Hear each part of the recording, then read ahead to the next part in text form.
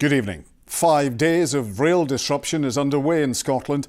The latest round of strikes will be impacting the train network until Sunday. Workers have rejected the latest pay offer, saying they want a deal more in line with inflation. Our reporter Polly Bartlett is at Glasgow's Central Station for us tonight. So Polly, what's the latest? Well, John, the final trains will depart the station here in the next hour, and that will be it for the night. There have only been 12 routes running across Scotland today in what should have been one of the busiest periods for travel. It's important to remember that this is a pay dispute between the RMT and Network Rail. It does not involve ScotRail staff, but because of the strike, it's been impossible for their services to run. It's the strike before Christmas, and barely any trains are running on Scotland's railways. This was the scene at a key commuter station on the south side of Glasgow. Passengers were being turned away. At Edinburgh Waverley, a similar picture. We had to wait in the station for like 8 hours, literally 8 hours, and it was freezing. I'm trying to get to Preston for work, so I don't know what I'm going to do. Going to have to ring my boss anyway and tell him it's not looking likely. There's no trains to Dunblane, where I'm heading to, so I've had to go to Larbert, hire a car from a company I know there to get home. Morale was high on the picket line at Glasgow's Central Station, although these workers feel like they've been left out in the cold. They're here after rejecting the latest pay offer of 9% over 2 years, and are opposing the introduction of driver-only trains and the closure of booking offices too. They're here at Christmas losing money. They would rather be at work, but they know what's at stake. This is about much more than pay. This is about their jobs and about safety. So the resolve is strong. The resolve is as strong in December as it was in June at the start of this. We do need to also find ways in which we can modernise the railway. It's only through modernisation of the railway that we can reduce the cost of operating the railway, make it cheaper for the taxpayer, and also unlock funds that we can then use to fund a pay rise for our staff. Passengers are bracing themselves for not just rail disruption, but also disruption on the roads as temperatures continue to plummet. But it's businesses, which should be full of Christmas shoppers, that are really starting to feel the brunt of strike action.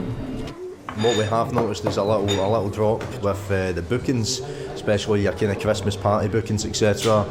At night time, people coming in and numbers are either severely kind of halving or just cancelling totally. As the first of 5 days of disruption comes to an end, passengers across the country are gritting their teeth for more frustration to come.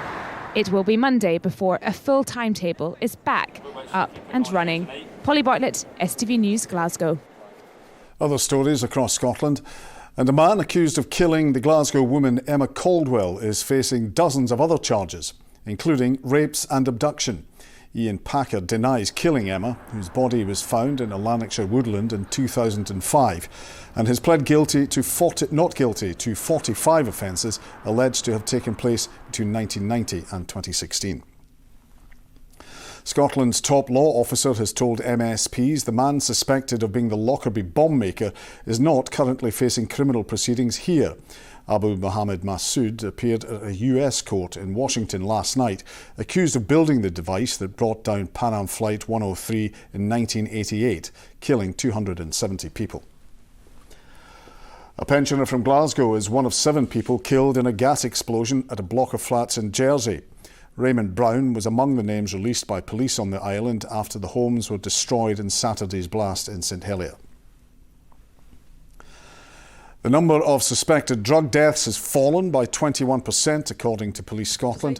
The Drugs Minister, Angela Constance, told MSPs there were 797 suspected drug deaths in the first 9 months of this year.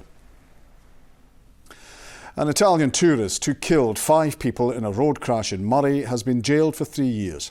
Alfredo Cicciola was previously found guilty of causing the deaths by careless driving. His minibus collided head-on with a car on the A96 near Keith in July 2018. Our senior reporter Gordon Cree was in court. This is the police mugshot of Alfredo Cicciola, the 50-year-old held responsible for one of Scotland's worst road crashes. I consider that your driving fell not that far short of dangerous. The consequences of this were catastrophic. Accompanied by a translator, Ciocciola stood impassively throughout today's hearing. As with when he was found guilty last month, he showed no reaction to the outcome. The crash happened when the minibus driven by Ciocciola crossed to the wrong side of the road. His 4-year-old son Lorenzo was killed along with passenger Francis Saliba and 3 people in the other car, Edward Reed, Audrey Appleby and Evelyn Colley. Morag Smith, who was at the wheel of that vehicle, was badly hurt and had to retire from work. Although I am surprised by the sentence, I welcome it. However, it's also strange because in reality the damage is done and the length of time Ciocciola spends behind bars makes no real impact on my day-to-day life. I now just want to be able to get on with rebuilding some kind of future. Ciocciola's sentence is backdated to May this year as he's been in custody since then. He's also been banned from driving in the UK for 10 years. Gordon Cree, STV News at the High Court in Livingston. To sport, and Lee Johnson insists Ryan Porteous is fully committed to Hibernian despite his refusal to sign a new contract. Porteous is in line to face Rangers on Thursday night when the Premiership returns after a month's break. Jamie Borthwick reports.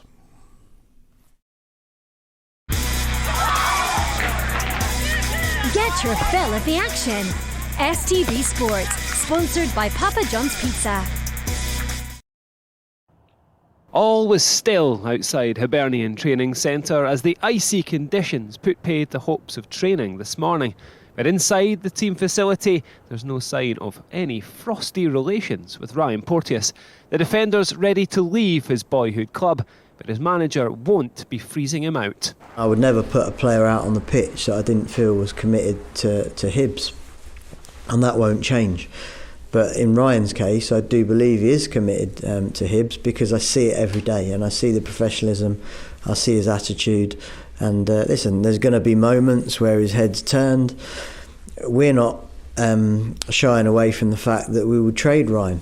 You know, if the price is right and we can, and there's logic behind the offer that we receive, and to date I don't believe we've received any offers. The Scottish Premiership comes out of cold storage on Thursday night when Rangers host Hibs in what will be Michael Beale's first competitive outing as the Ibrox side's new manager.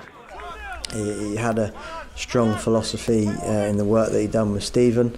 He's then moved to QPR, had a very short stint there, and obviously got the dream move, if you like, for him because he'd been at Rangers before and he knows the club inside out. So he will have a way of playing of which, of course, we think we have a very good knowledge of because we do the research. But they've also got very good players, Rangers, and you know, we've got to go there and we have to be at our best. It's been 5 weeks without top-flight football. The countdown's on for the big return. Jamie Borthwick, STV News.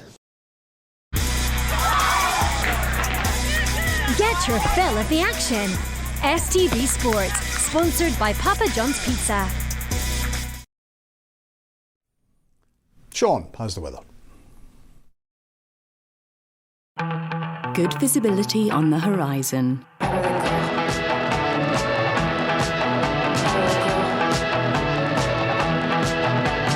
TUI sponsors STV Weather. Well, the severe cold is here to stay for the rest of this week, but as we head into the weekend, the start of next week, we're going to see a big spike in our temperatures. Look at this. This is in Edinburgh. By the time we get to Monday next week, temperatures could reach about 12, 13 degrees, so around the mid-50s in Fahrenheit.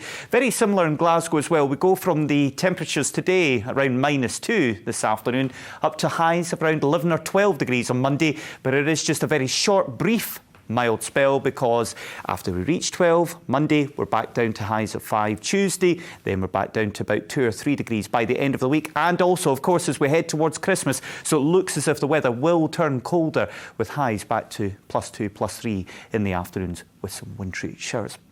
Now, during tonight, we hang on to clear skies. We'll hang on to the fog patches where we've held on to them around the likes of Renfrewshire, Glasgow.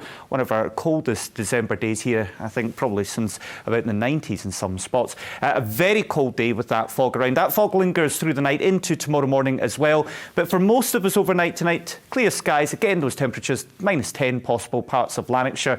Tomorrow afternoon, similar sort of values to today. These are your afternoon highs. So most of us staying below freezing. But again, crisp sunshine. Lots of sunshine to come on Thursday. Temperatures about 1 or 2 degrees, but another extreme night to follow. Bye-bye. TUI sponsors STV Weather. And that is the STV News from all of us here. Thank you for watching. Enjoy the rest of your evening. Good night.